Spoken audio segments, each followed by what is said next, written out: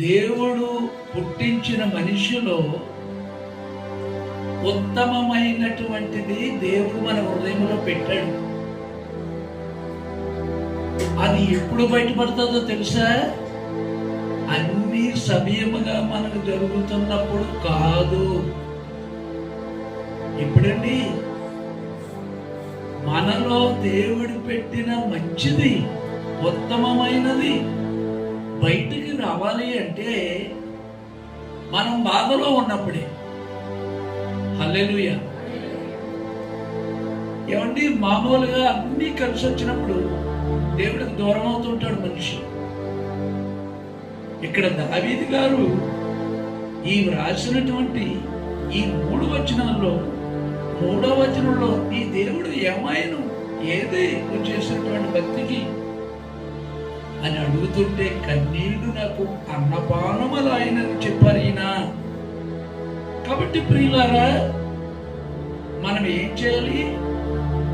దేవుని దగ్గరికి వచ్చేటప్పుడు మనకున్న అప్పుల కొరకు, మనకున్న కష్టముల కొరకు, మనకున్న ఇబ్బందులు బాధల కొరకు, వ్యాధుల కొరకు కృంగిపోవాలి.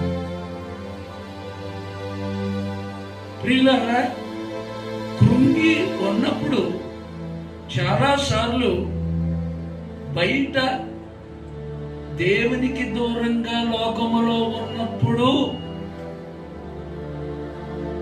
అక్కడ నుండి తిరిగి సరి అయిన దేవుని ఇష్టమైన రీతిలో రావడానికి తప్పకుండా మనకు బాధ వస్తాయి.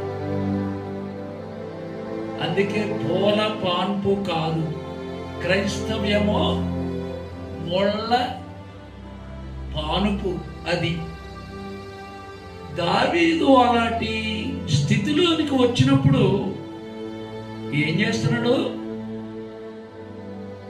దుప్పి నీటి వాగుల కొరకు ఆశపడినట్లు, దేవా నీ కొరకు నా ప్రాణము ఆశపడుచున్నది.